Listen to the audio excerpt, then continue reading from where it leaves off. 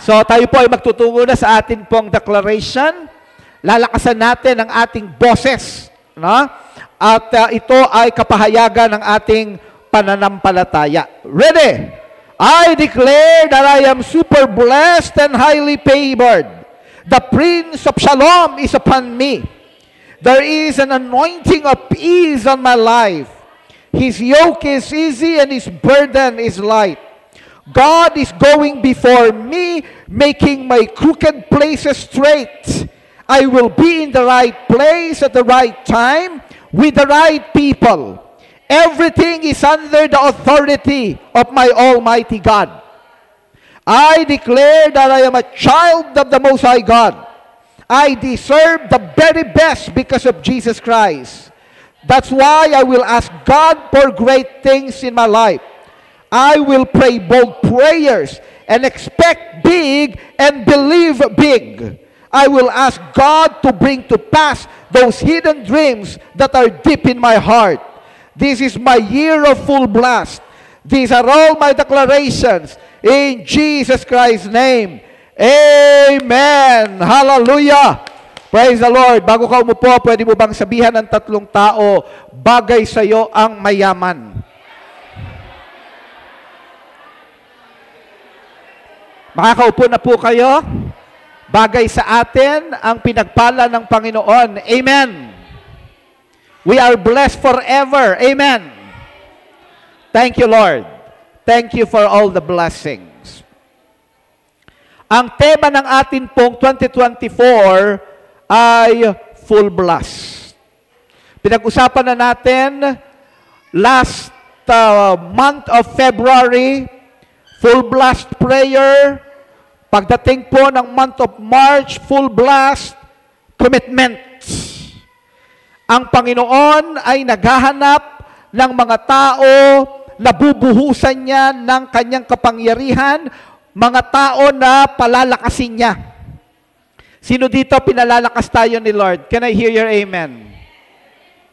Yan ang sabi ng 2 Chronicles chapter 16 verse 9, naghahanap ang Panginoon ng mga tao na bibigyan niya ng kapangyarihan, mga tao na fully committed.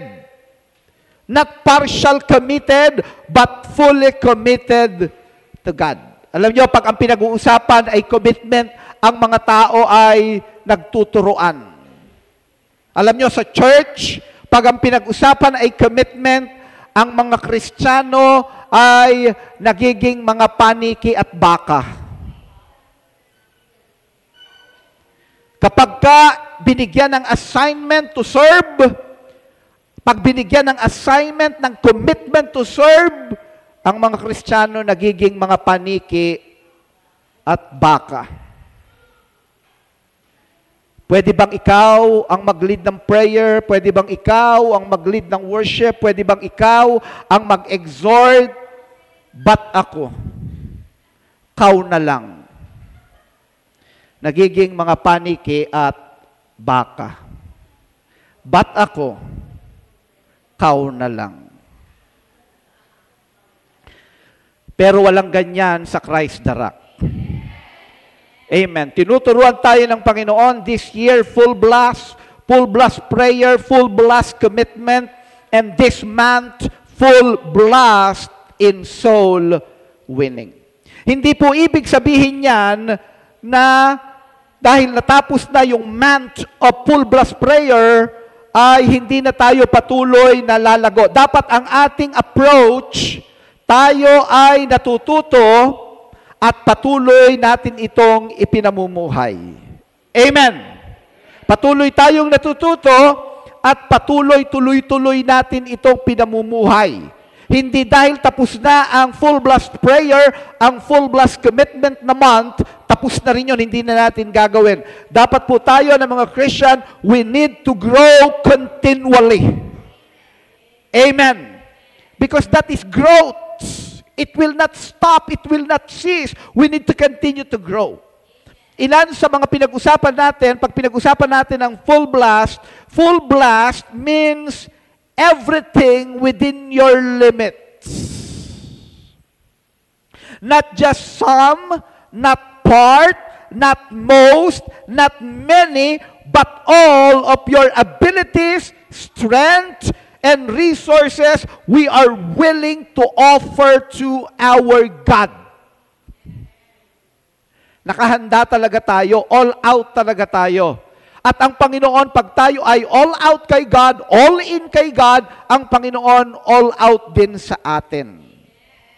Anong ibig sabihin kapag si Lord ay full blast din sa atin? Ang ibig sabihin nito, full blast at the maximum level of power, speed, volume, and capacity. Highest measure of protection, blessings, and expansion.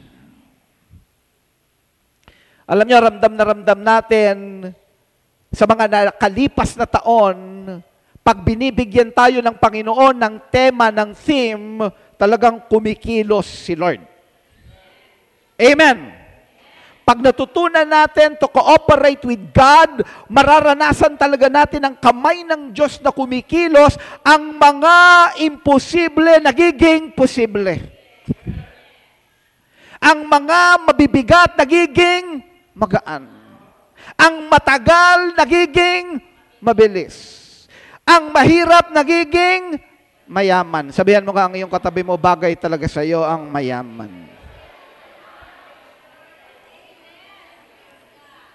Alam niyo, itong mga nakalipas na araw, may ipagtatapat po ako sa inyo, itong mga nakalipas na araw, palaging nilalagay ng Panginoon sa isip ko at sa puso ko na payayamanin talaga ng Panginoon ang Christ the Rock.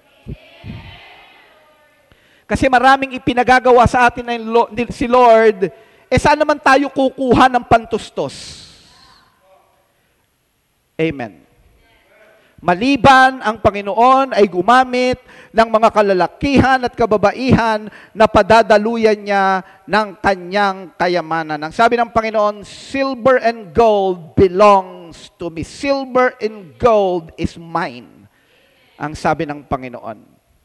Sino kaya dito yung kayang manampalataya na sa Kanya padadaluyin ng Panginoon ang mga pagpapala, ang mga kayamanan? Can I hear your amen? Ang nananampalataya, pwede bang pumalakpak ng malakas na palakpak? Yung palakpak na para bang nakuha mo na talaga. Kasi ganyan ang pananampalataya. Faith is being sure of what we hope for and certain of what we do not see. Ang sabi ng Book of Hebrews chapter 11, verse 1. So, ang pinag-uusapan natin ngayon, ang topic natin, full blast in soul winning. At ang sabi ng Panginoon sa kanyang mga disciples, alam niyo po kasi ang soul winning, katulad ng palagi ko pong sinasabi sa inyo, nagsimula yan nang dumating ang apostolic mandate sa pamamagitan ng ating Panginoong Jesucristo. That is why when Jesus Christ, our Lord Jesus Christ, met the first disciples sa book of Matthew chapter 4 verse 19, ito yung sabi ng Panginoon sa kanila. Naalala, sino ang familiar sa story na ito na ang Panginoong Jesucristo sumakay sa bangka ni Apostle ni Simon Peter at sila Simon, Andrew, si John, wala silang huling mga isda, magdamag silang ng huli, pero nung sumakay ang Panginoong Jesucristo, inutusan silang ibato muli ang lambat, they experience net-breaking, boat-sinking blessings. Alam nyo, ganyan pag sinamahan tayo ng Panginoon. We will experience a net-breaking, boat-sinking kind of blessings. Ang ibig sabihin niyan, walang sukat pagkalagyan. Sino dito nakatanggap ka ng notice sa GCash? Sumobra na ang pagpasok. Kailangan i-upgrade mo ang iyong GCash account kasi sobra-sobra na ang mga pumapasok na pera.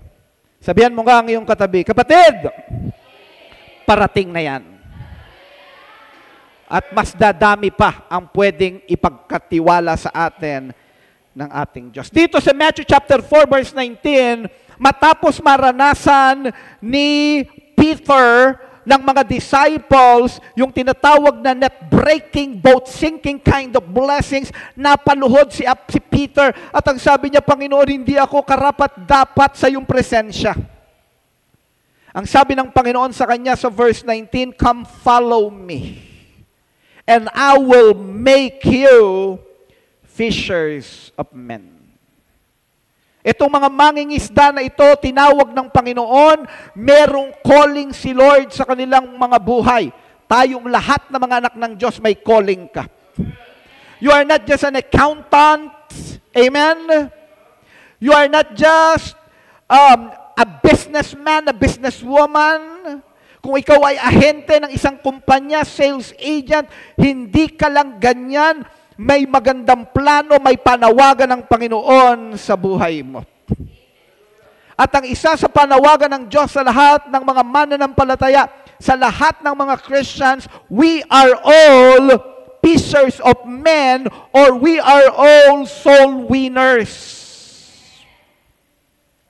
Sabihan mo nga ang katabi mo, you are a soul winner.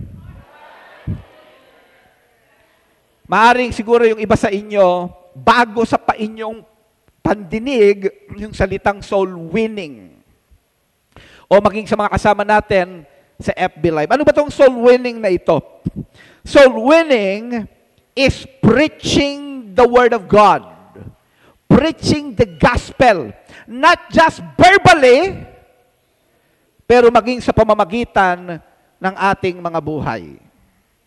We preach by how we walk, how we live, and how we share, we impart the Word of God. Alam nyo, ang full blast soul winning ay may tatlong bahagi. Sa mga susunod, pag-uusapan po natin ito. Pero dapat, full blast tayo dun sa tinatawag na intercession. Sabihin nga natin, intercession. Anong ibig sabihin ito? Ang soul winning ay palaging nagsisimula sa pagluhod sa presensya ng Diyos, interceding, praying for others. Not just praying and asking God to provide your needs, to answer your questions, your problems, but intercession is praying for the sake of others. At ang ipinapanalangin mo, pag ang pinag-uusapan natin ay soul winning, you are interceding for the salvation of others, for the salvation of souls. Amen. Nagsisimula yan sa intercession, and then you will begin to impart the word. And at the same time, you invite people to the family of God. You invite people to the church. So soul winning is preaching the Word of God, giving someone an opportunity to give their lives to Christ and save them from going to hell. Merong kapahamakan, merong eternal debts sa mga taong walang Jesus Christ sa kanilang mga buhay. That is why we share the Word, we preach the Word, we preach the gospel, and we are giving these people the opportunity to surrender their life, to acknowledge Jesus Christ, and to receive Him as their Lord and only Savior. Through this, the person can become a child of God, enjoy His goodness and inheritance. Alam nyo, ito maganda. Ito ang napakainam kapag tinanggap ng isang tao ang regalo ng Diyos, ang mensahe ng mabuting balita, siya ay binibigyan ng karapatan, ng authority to become a child of God. At hindi lang basta anak ng Diyos, pero tagapagmana ng kaharian ng Diyos. At itong mga blessings na ito ay hindi mararanasan ng tao kapag siya ay nandun na sa future eternity. Dito pa lamang pwede na yang maranasan ng anak ng Diyos. Can I hear your amen? The person can become a child of God, enjoy His goodness and inheritance even while on earth. It is rescuing the perishing and saving the dying. At ito yung pinag-uusapan natin, full blast in soul winning. Kung ito ay totoo, na merong buhay na walang hanggan, na merong pagkakataon ang tao na creation ng Diyos, na maging anak ng Diyos at maging tagapagmana sa kaharian ng Diyos, dapat tayo na mga anak ng Diyos, pag ang pinag-uusapan natin ay soul winning, dapat talaga ang soul winning ay full blast. Sa totoo lang, hindi na nga dapat natin itong dinudugtungan ng full blast. Kasi dapat talaga ang soul winning ay full blast. That is why if you will read the Bible, if you will read the gospel, if you will read the early church, if you will read the epistles, ang mga mananampalataya during the early church, they are willing to sacrifice everything, even their lives. Ang kaakibat ng pagpapahayag ng kanilang pananampalataya, ang kaakibat ng preaching the gospel during their time is their life. Because of the persecution. Kamatayan kapag ipinahayag. Magpahanggang ngayon, may mga lugar, may mga bansa na may mga great persecution at may mga martyrs for Christ. Pero sa atin na nandito tayo sa bansang Pilipinas at may pagkakataon din siguro, may mga pagkakataon na makapag-a-abroad tayo. Sabihan mo nga ang iyong katabi, kapatid, gagamitin ka ni Lord sa iba't ibang mga bansa. Pero hindi tayo nakararanas ng ganung uri ng persecution. Na ang nakataya ay buhay natin. Amen? May mga pagkakataon lang ang nagiging reason bakit may mga Christians na hindi nagpupulbla sa soul winning, ang kalaban ay hiya. Sino dito for the sake of the salvation and deliverance of souls? Kasi nga pinag-uusapan natin, meron palang lake of fire, merong eternal death na tinatawag, willing tayong lunukin ang ating mga hiya. Pagdating sa soul winning, pag pinag-usapan natin ay full blast, dapat lulunukin natin ang kahihiyan. Dapat makapalang mukha natin. Walang hiya tayo pagdating sa sharing the gospel. Sabihan mo nga ang iyong katabi, kapatid, dapat walang hiya ka para kay Lord.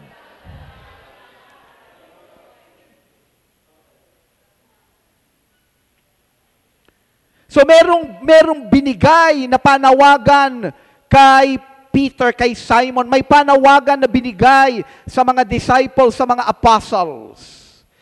At ito ay very obvious pagdating ng early church. At gusto ko kayong dalhin sa isang pagkakataon kung saan nabuksan ang gospel sa Gentiles. Ito yung naging gateway so that the gospel will be preached to the Gentiles. So that soul winning will be experienced by the Gentiles. At may ginamit ang Panginoon na isang centurion, isa siyang Roman official na may takot sa Diyos, sinasaliksik ang Panginoon at ang Panginoon ipinahayag ang kanyang sarili. Alam nyo ba yung mga tao na uhaw, gutom na gutom sa presensya ng Panginoon, si Lord magbubukas ng mga pintuan. Kaya kami, we decided, gusto pa naming maranasan si Lord. More of His presence, more of His power. Ang Panginoon, nagbubukas ng mga pintuan. Gumagamit, naglalagay si Lord ng mga open doors, nagpapadala si Lord ng mga divine connections, at halos ampunin na lang tayo ng iba't ibang mga malalaking mga kapatiran sa Panginoon na sa totoo lang, hindi naman nila tayo talaga kakapiranggot tayo kumpara sa kanila. Pero kung tanggapin tayo, grabe, open arms talaga yung pagtanggap nila. Bakit? Kasi nakita ng Panginoon yung pagkagutom at pagkauhaw natin sa presensya ng Panginoon. Amen. At maski ako nga, kahit ako ay nagugulat kung namamangha din sa bawat isa sa inyo kung gaano kayo kauhaw, kagutom sa presensya ng Panginoon. Parang katatapos lang, dumadalo tayo ng leadership camp ng youth camp, meron na namang kasunod. Meron na namang retreat. Ang daming mga ginagawa para kay Lord. Pero dito, meron tayong mga kakaibang karanasan sa Panginoon. Amen! Palakpakan nga natin si Lord. Thank you, God! So, itong centurion na ito, gutom na gutom, uhaw na uhaw sa presensya ng Panginoon, pinagbigyan siya ni Lord. Nagpadala si Lord ng angel at ang sabi ng Panginoon, yung mensahe sa kanya, na kailangan niyang ipatawag si Simon. At ito ang ginawa ng centurion na ito. Pinatawag niya si Simon at ito yung tagpo na babasahin natin. Nung pinatawag na ni Cornelius si Simon Peter, nagsimulang mangaral si Simon Peter kay Cornelius. At alam niyo ang ginawa ni Cornelius? In-invite niya ang kanyang mga kamag-anak, his relatives. Nagulat nga si Simon kasi pagdating niya, punong-puno yung bulwagan, nandun ang mga kakilala, kaibigan, kamag-anak ni Cornelius. Because he was so influential, yung mga tao talaga ay kaya niyang i-gather. So let us look at this, Acts chapter 10, verse 34. Then Peter began to speak. I now realize how true it is that God does not show favoritism. Kapag ang tao talaga, walang mayaman, walang mahirap, kapag ang tao may pagnanais na makilala ang Panginoon, ang Diyos ang magbubukas ng mga pintuan, magpapadala ng mga divine connections, at magpapadala ng mga provisions. Alam nyo ba yung mga ginagawa natin, hindi naman natin magagawa kung wala tayong mga provisions kay God. Sa sasakyan pa lang, yung mga ginagamit nating mga transportation, buti nagpo-provide si Lord ng mga sasakyan, may mga available tayong mga sasakyan, may mga nagpapahiram sa atin na mga sasakyan. Yung mga registrations pa lang, yung mga gastusin pa lang, si Lord talaga ang nagpo-provide. Amen. Verse 35. But accepts men from every nation who fear Him and do what is right. You know the message God sent to the people of Israel, telling the good news of peace through Jesus Christ, who is Lord of all. Merong tinatawag na peace. Ano itong peace na ito? Ano itong gospel of peace? Ano itong message of peace na ito? Kasi nagkaroon ng conflict ang relationship ng tao at ng Diyos. And we know the story. Adam and Eve disobeyed God, rebel before God, at nasira yung relationship. So kinakailangang maayos magkaroon ng message of reconciliation, message of peace. At ito ay sa pamamagitan ni Jesus Christ because He is the Lord of all. Verse 37. You know what has happened throughout Judea, beginning in Galilee after the baptism that John preached. How God, itong Acts chapter 10 verse 38, sa deliverance ministry ay palagi natin itong ginagamit. Naririnig, ito ay galing sa pangangaral ni Jesus Christ sa harap ni Cornelius at nung mga binahaginan niya ng mabuting balita. Ang sabi dito, how God anointed Jesus of Nazareth with the Holy Spirit and power, and how He went around doing good and healing all who were under the power of the devil because God was with Him. Kaakibat ng mabuting balita. Ano yung mabuting balita? May kaligtasan, may buhay na walang hanggan, binayaran na ni Jesus Christ sa cross of Calvary. Eternal life is a gift. At ang mensahe na ito ay sinasamahan ng mga tanda, himala at kababalaghan, sinasamahan ng kapangyarihan ng Diyos. Kaya tayo na mga tatalima, if we will obey and we will allow God to use our lives, kung tayo ay mangangaral ng mabuting balita, sasamahan din tayo ng kapangyarihan ng Panginoon. Sabihan mo nga ang katabi mo, kapatid, sasamahan ka ng power ni Lord. And look at verse 42. He commanded us, ang sabi ni Peter sa kanila, He commanded us to preach to the people and to testify that He is the one whom God appointed as judge of the living and the dead. Verse 43, all the prophets testify about Him that everyone who believes in Him receives forgiveness of sins through His name. May kapatawaran ng mga kasalanan dahil sa Panginoong Hesukristo. At tayo ay inutusan ng Diyos na ipangaral ang mensahe na ito. Ang tawag dito ay soul winning. Sabihin nga natin, soul winning. Sabihan mo nga ang iyong katabi, you are a soul winner. So kung ito ay iniutos sa atin, soul winning is not optional for the believers of the Lord Jesus Christ. We are tasked to preach the Word of God both far and wide to make Christ known and for people through the whole world to be saved. Ang soul winning ay hindi lang ito sa mga karatig lugar, kapitbahay, kakilala, kaibigan, kapamilya, pero tayo ay inuutusan ng Diyos na ibahagi ito sa buong mundo. That is why the Lord will anoint us. That is why the Lord will bless us. Amen.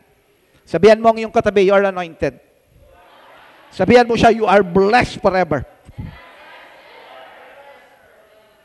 At mga kapatid sa Panginoon, Christ the Rock family, itong natitirang mga buwan pa, itong buong taon ng 2024, kung matututunan natin, magtiwala tayo sa Panginoon, makipag-coordinate tayo kay God, mararanasan natin ang power ni God, at mararanasan natin itong taon na ito, ang kakaibang pagdaloy ng mga pagpapala ni Lord, mga blessings ni Lord sa buhay mo.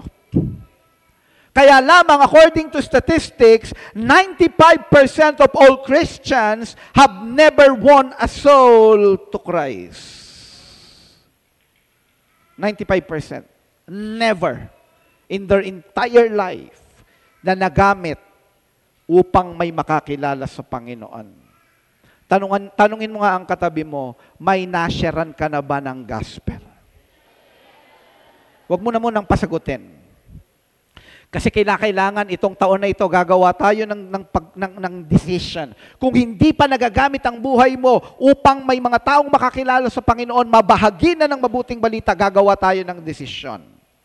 Less than 2%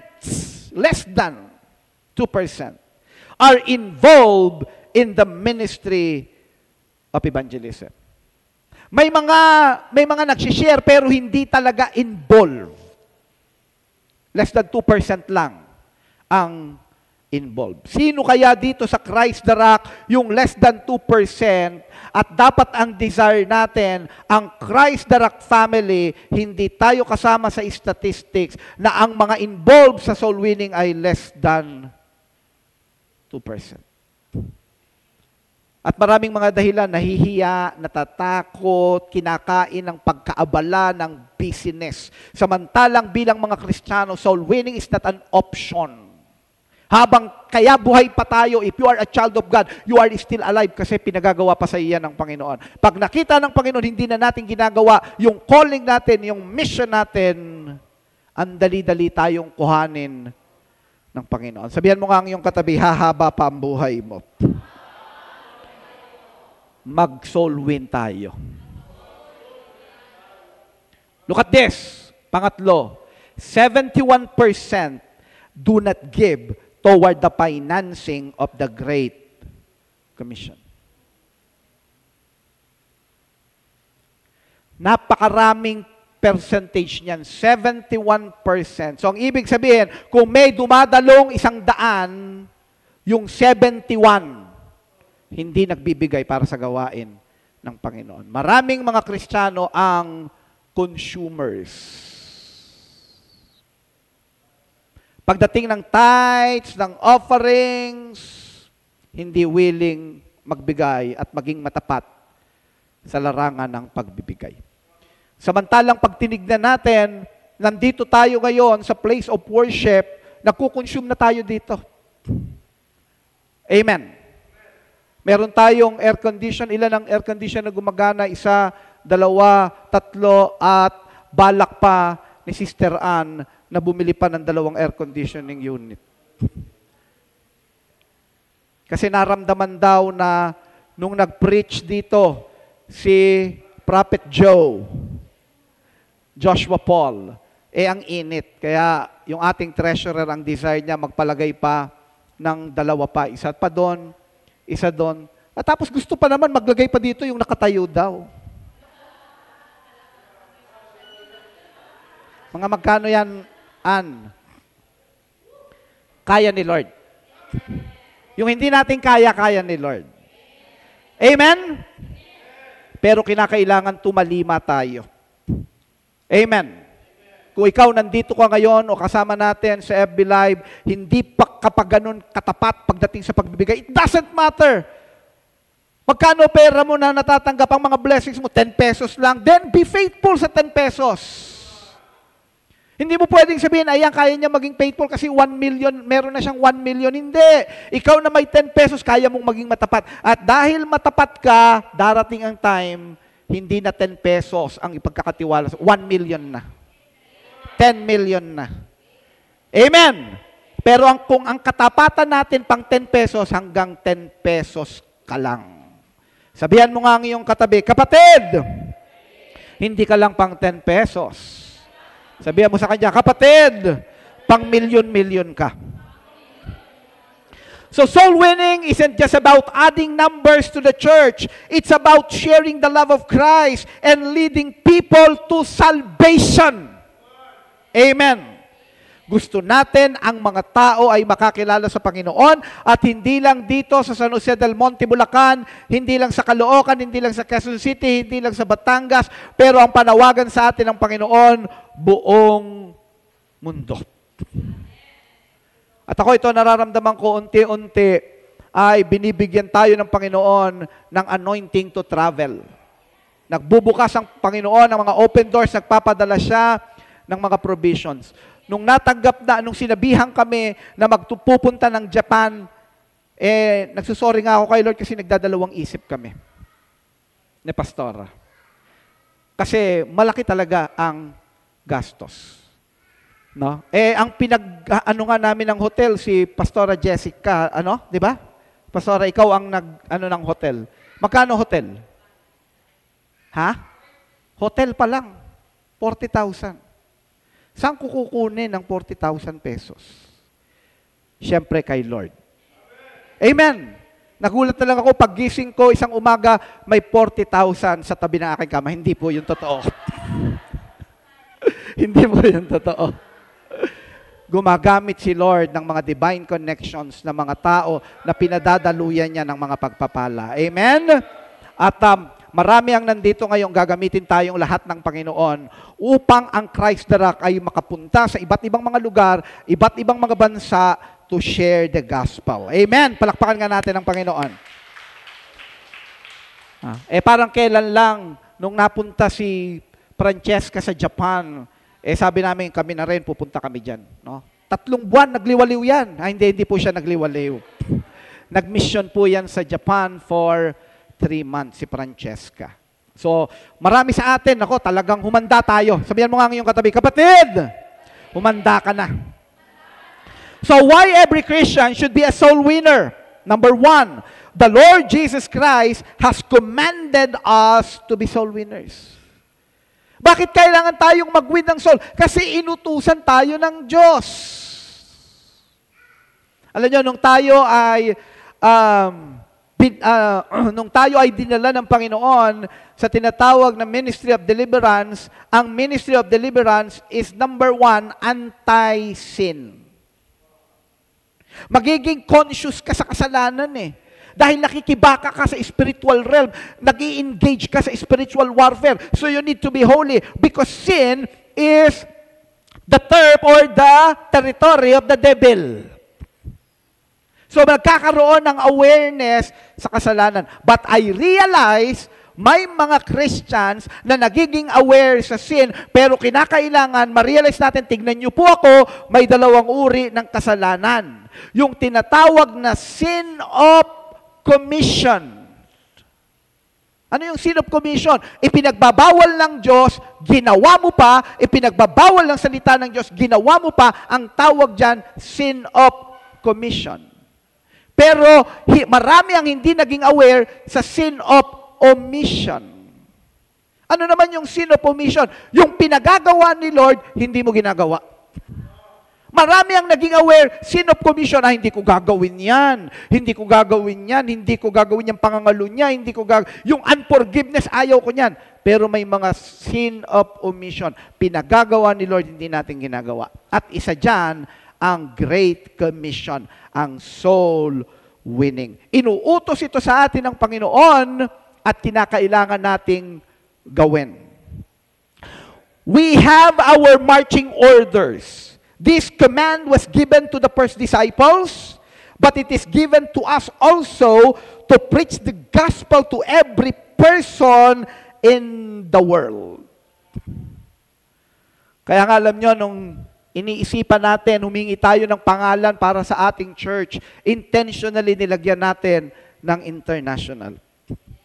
Christ the Rock, yun yung palagi natin binabanggit. Pero ang kabuuan na pangalan ng ating church, Christ the Rock Covenant Church International. At ako ay nananampalataya, maraming mga bukas na pintuan, bukas na ngayon. Katulad nga ng nabanggit ni Prophet Joshua Paul, ang sabi niya, may mga bansang naghihintay na sa atin. Amen. Sabihan mo nga ang katabi mo, kapatid, hinihintay ka na ng maraming mga bansa.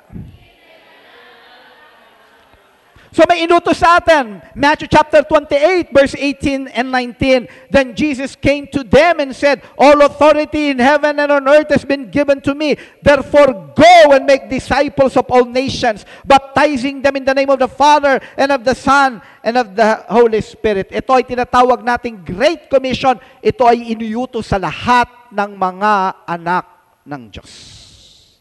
Amen. Mark chapter 16, verse 15, He said to them, go into all the world and preach the good news to all creation. Whoever believes and is baptized will be saved, but whoever does not believe will be condemned.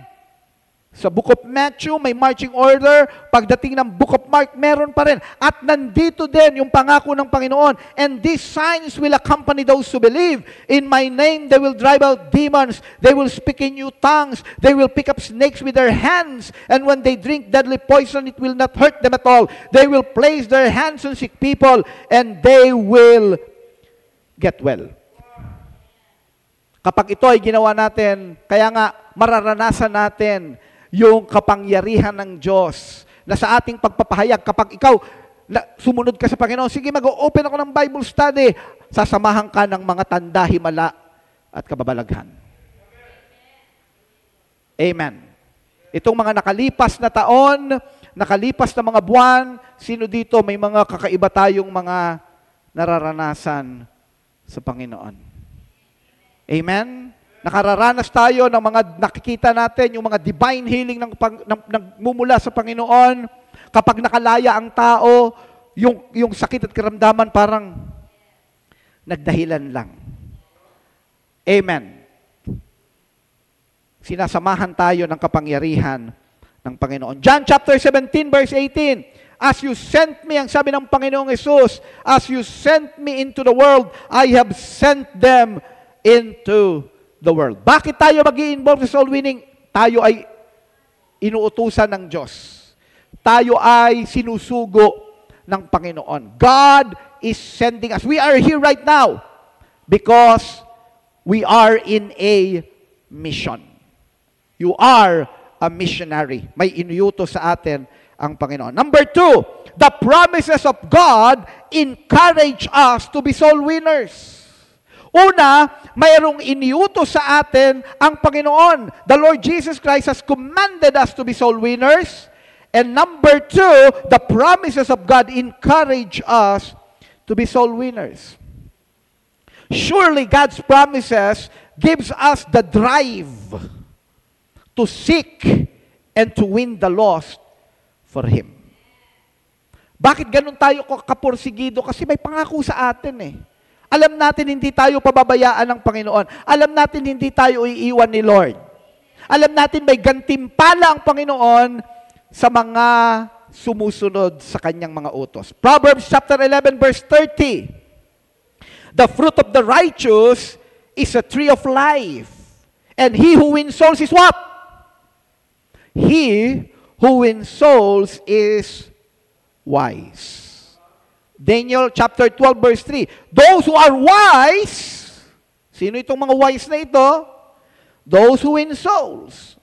Those who are wise will shine like the brightness of the heavens. And those who lead many to righteousness like the stars forever and ever. Alam niyo ang gagawin ng Panginoon doon sa mga taong sumusunod, pagniningningin ng Panginoon ang kanilang mga buhay. Pagniningningin ng Diyos ang buhay mo, aayusin ng Panginoon ang buhay mo. Amen. Yung magulong buhay, aayusin ni Lord. Yung buhay na walang pag-asa, pag tinitingnan mo, paano aayos pa buhay ko? Paano pa ako aasenso? Paano pa ako magtatagumpay? If you will win souls, the Lord will bless you and give you success. Amen. Ito, binasa natin kanina, Mark chapter 1, verse 17. Ang sabi dito to 18, sabi ni Jesus Christ, "Come follow me, and I will make you fishers of men." Pag tumalima tayo, yung akala natin na hindi natin kaya, si Lord ang magbibigay sa atin ng kakayanan. Ang pangako ng Panginoon, "I will make you fishers of men." Ang kailangan lang natin gawin, may pangako kasi si Lord, magano tayo, sumunod tayo. Yung tinatawag na step of faith. Mahiyain ka, hindi ka magaling magsalita, hindi ka magaling sa tao, makihalubilo sa tao. Pero nag-i-step of faith ka, "Lord, tutulungan mo ako." And then dun mo mararanasan, may pangako si Lord, sasamahan niya tayo. Amen? Palakpakan nga natin ang Panginoon. Anong pangako ni Lord? Matthew 28:20, "And surely I am with you always to the very end of the age."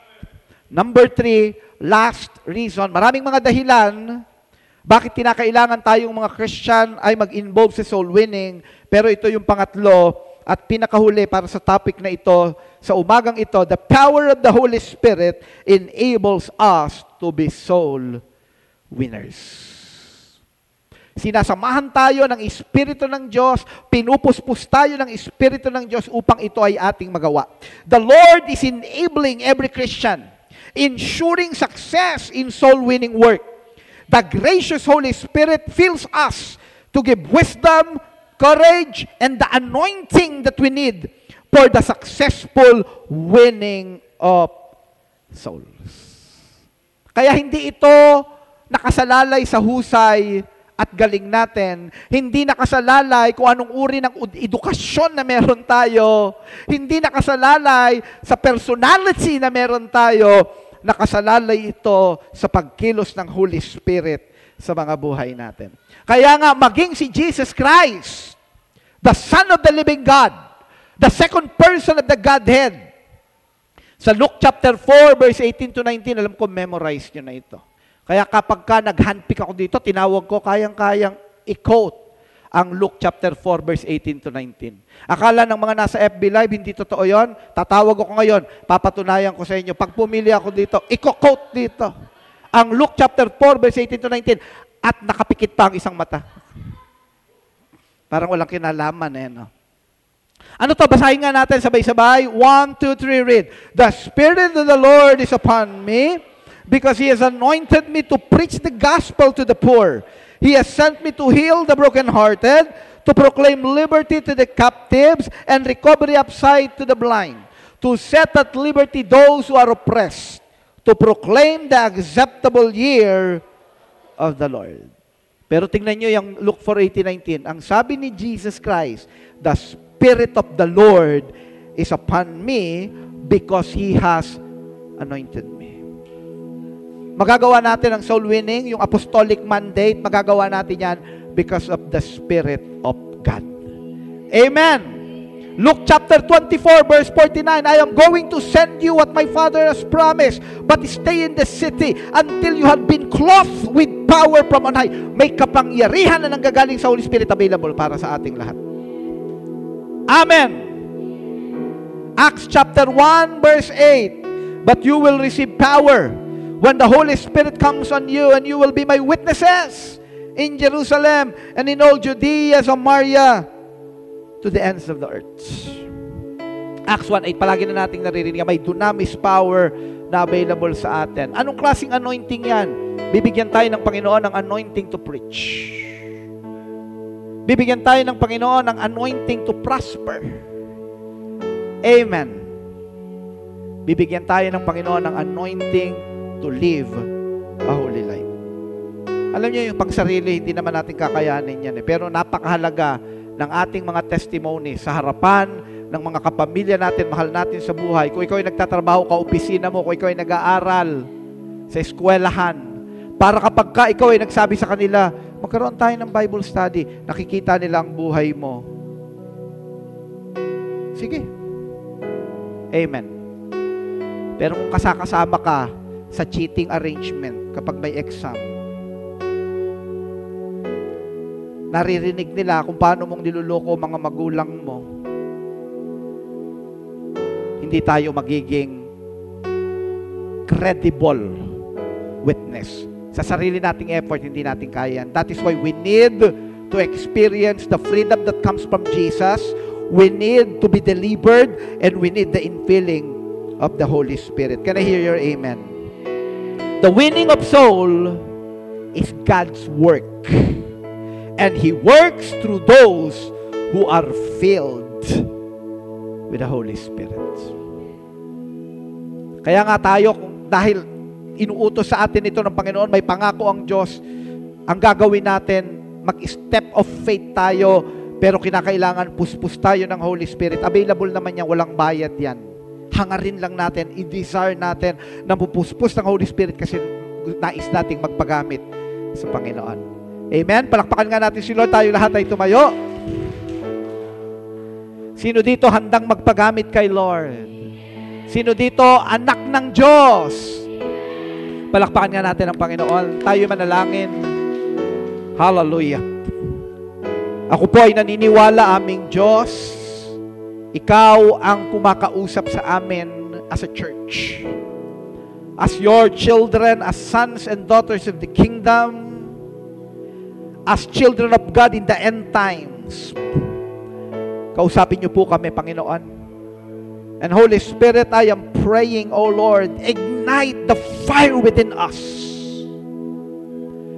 That we will not just engage in soul winning, but Christ Direct Family, from the main church to all the daughter churches, will be full blast in soul winning. Ikaw po ang mag-raise up ng mga kalalakihan at kababaihan, O Diyos, na buong tapang, Panginoon, nagkagampanan ng pinagagawa niyo po sa amin. Dahil alam namin, Panginoon, anuman ang mga obstacles, anuman ang mga persecutions, Panginoon, ang kapangyarihan mo ay available sa amin. Ang provisions mo ay available, Panginoon. At ikaw ang Diyos na nangako na sasamahan mo kami, O Diyos. And the power and the anointing of the Holy Spirit is available to all of us. Sa aming lahat, natutugon sa iyong panawagan. Panawagan sa iyong mga anak. Thank you, Jesus. Hallelujah. And I'm praying right now in the name of Jesus Christ of Nazareth. May you continue to fill us, Holy Spirit. Fill us, Holy Spirit. I am praying for an increasing anointing to be upon your people. Sa mga anak mong naririto, mga kalalakihan at kababaihan na nais magpagamit sa iyo, nais na pagtagumpayan ang hiya, ang takot, Panginoon, o anumang mga bagay na kasinungalingan nilalagay ng dyablo sa aming mga isipan, winawaksi namin ang lahat ng ito. And we pray, Holy Spirit, fill your people, empower your people right now. And I am praying and declaring open doors right now. Open doors and divine connections. I want you to receive this. You have open doors and divine connections from the Lord. And the provision of God is already flowing in your life right now. Just say yes to God and be faithful in your calling. Salamat po, Panginoon, sa umagang ito. Thank you for your word. Thank you for your message, your impartation. We thank you, we honor you, and we glorify you. In Jesus Christ's mighty name we pray. Amen. Amen. Hallelujah. Pwede ba sabihin natin? Hallelujah.